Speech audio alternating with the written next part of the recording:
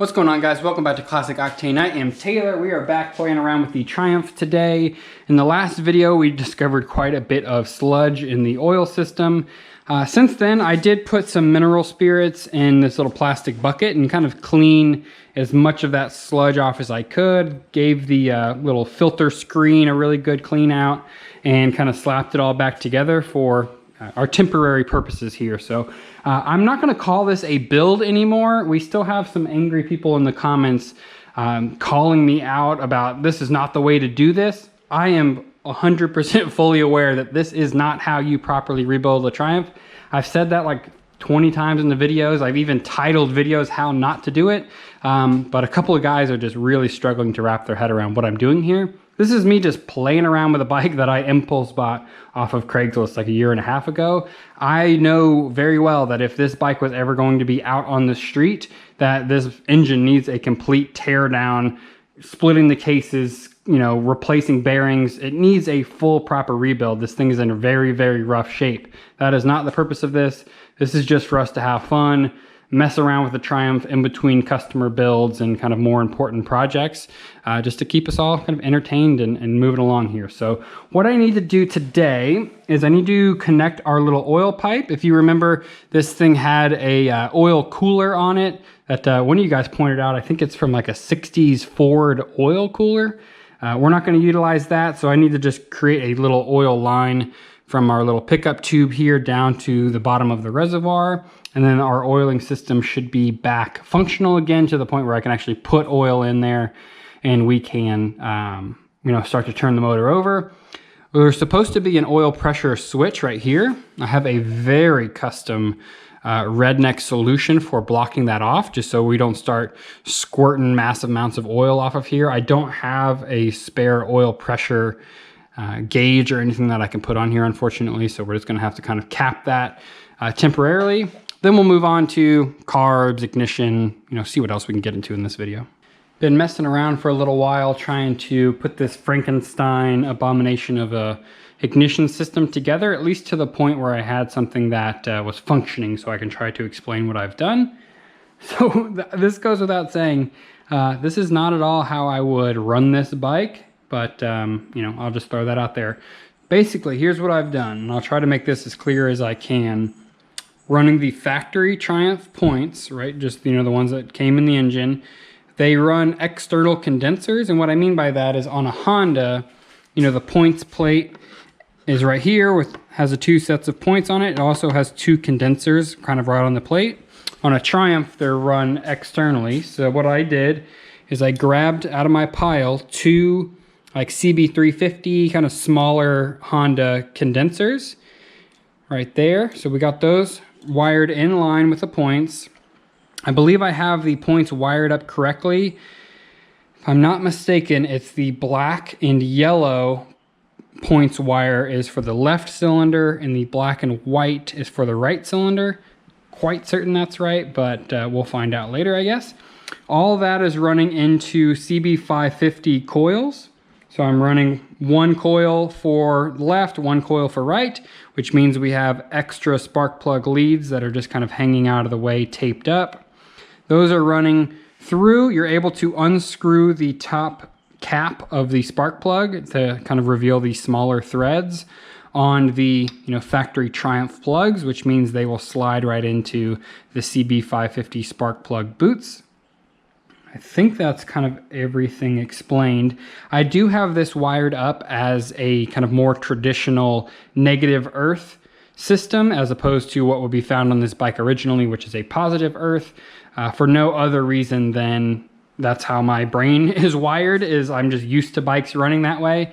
And I even rewired my hardtail Triumph to be that way just because it's kind of less likely of me shorting something out if I just wire it the way that I'm used to stuff running. And since we're starting from scratch with a hodgepodge of parts anyway, it doesn't really matter. So I'll turn on the jump box, see if I can kick it and hold it somewhat steady for you guys to be able to see. But we have spark. A little bit on the weak side. I don't know if that's just probably a mismatch of the condensers, the incorrect coils, because it's also probably, you know, it's sparking this side as well. Which means it's really not getting as much power as it should. So this system may not work at all. Somebody mentioned being able to wire it up as a wasted spark, meaning just using one coil and then running, you know, one wire to each, and it will just kind of spark on the other cylinder on the wrong stroke, which should in theory still run. A lot of engines run a wasted spark system. I'm gonna try it this way first. If that doesn't work, then we can kind of flip-flop and try something else. Okay, now that I have the crudest imaginable ignition system set up, I want to move on to the carburetors just so that we can see if it even makes a pop or a bang. So I'm going to try and use these Magoonies that I have. I have no idea where these came from. I have two sets. I think one of them came off of a 350. I think these came off a 350. I think these either came with this Triumph or as a spare set for my other Triumph.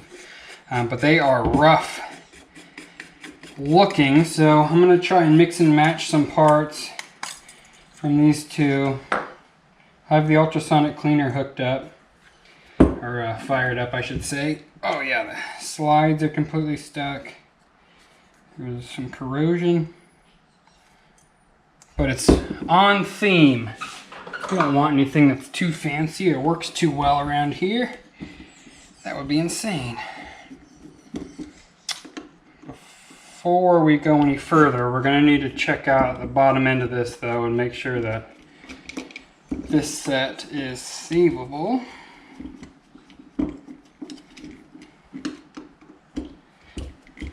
I have the kind of original style Amal carbs on my hardtail. I really like those. I just don't have another set of them. Oh!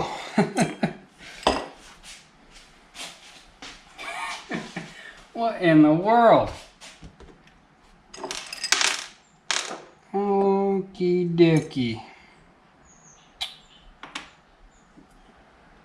Huh. You know some bikes that just really don't want to come back to life? You know, they just kind of fight you, and some bikes just want to stay dead. This really feels like one of them. That's really bad. That is really unfortunate. Let's see what this one looks like.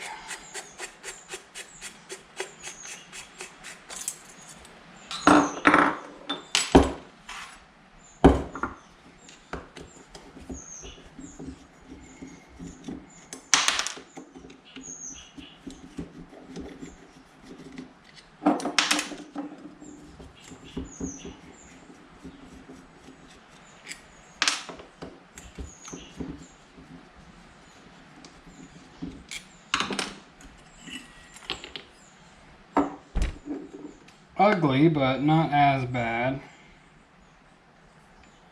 These floats are plastic, so should probably come back to life.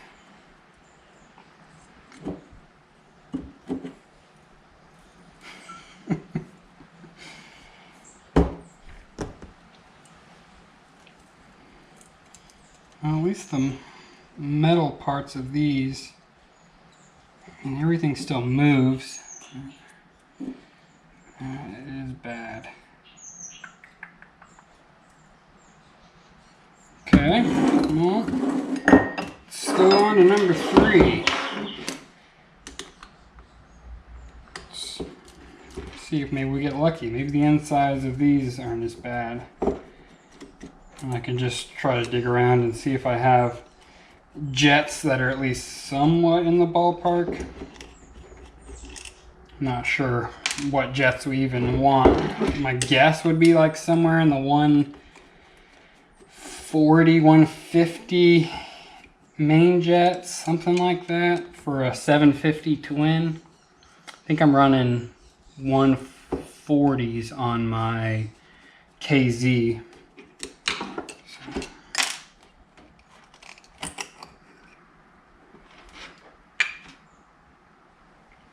Okay.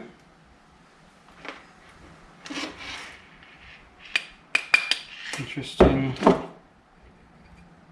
material in here. These aren't nearly as bad.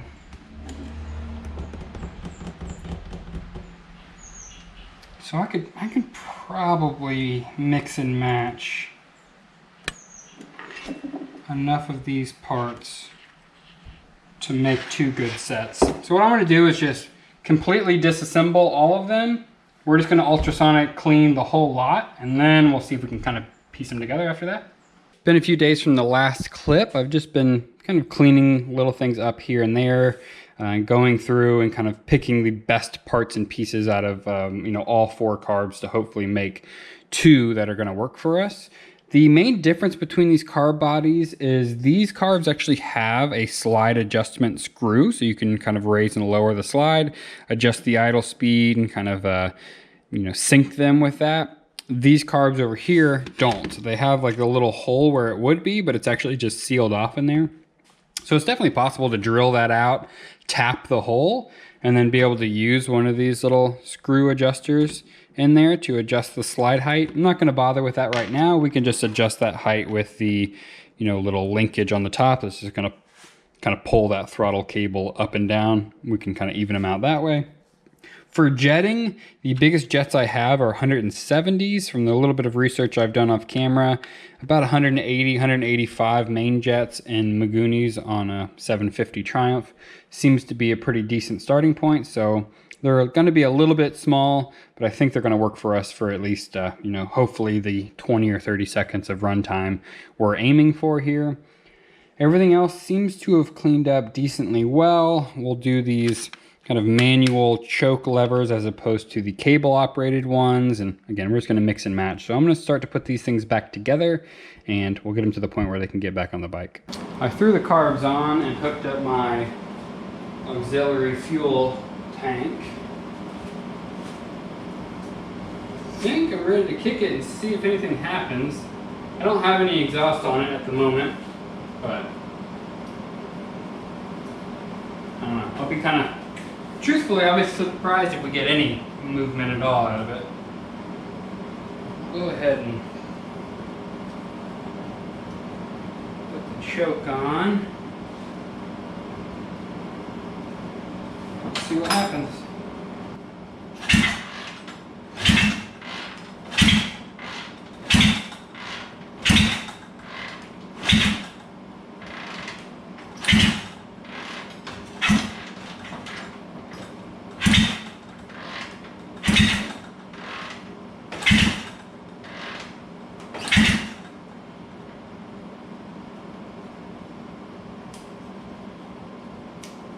No choke.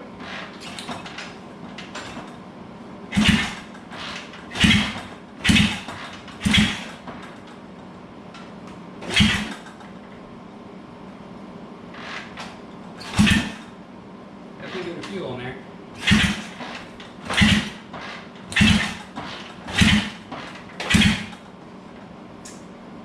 It's not looking great.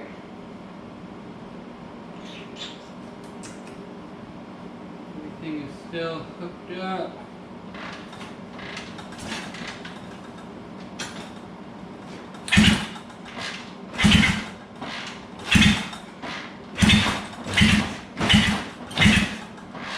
Nothing. Take 2, I just kind of double checked the wiring just to make sure everything's still plugged in like it should be, or I guess as temporarily as it is. I want to make sure nothing kind of worked its way loose. See if anything changes.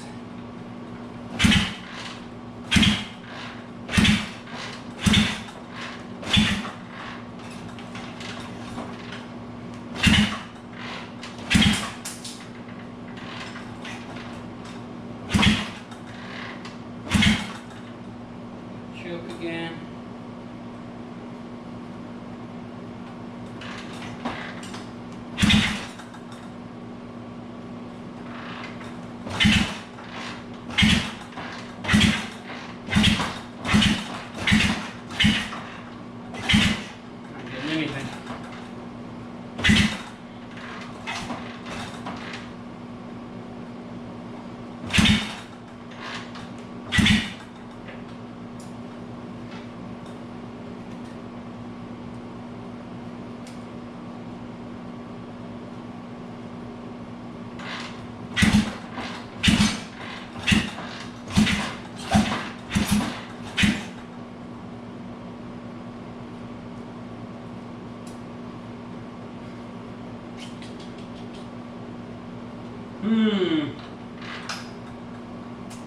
looking great. Well, this Triumph is proving to be a bit on the difficult side of not wanting to come back to life. Some bikes just come back real easy and some fight you every step of the way, and as you guys have followed along, this is definitely one that's been fighting back. Fortunately and unfortunately, I don't have any more time to work on this project. I hate doing that and I hate stopping before we get to our goal, but fortunately I have customer builds to do now. So we still are obviously a functioning motorcycle shop and customer builds have to take priority. So we have a bike that I already have the deposit and everything for right behind the camera here that we're going to be starting to build this afternoon. I will do a will it run video and stuff on that that I'll film this afternoon, so you guys should see in the next couple of days. And then we have another bike getting dropped off on Saturday, today is Tuesday, for another build for a customer. And then the first week of June, so we're gonna kind of start to steamroll into a bunch of builds, which is great for the channel and for the shop, not so great for the Triumph experiment project. But I'm not gonna get rid of this thing or anything. I'm just gonna kind of slide it to the side for now and kind of brainstorm on the next logical step.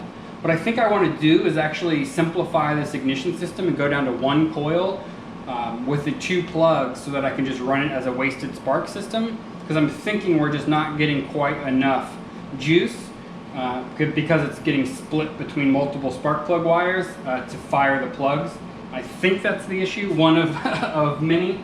So I unfortunately have to call it quits for now on the Triumph project. I know that's going to upset some of you guys and I apologize for that, but just kind of is what it is for now. So stay tuned for the Will It Run video on this upcoming customer build, and I appreciate you guys watching as always. I'll see you soon.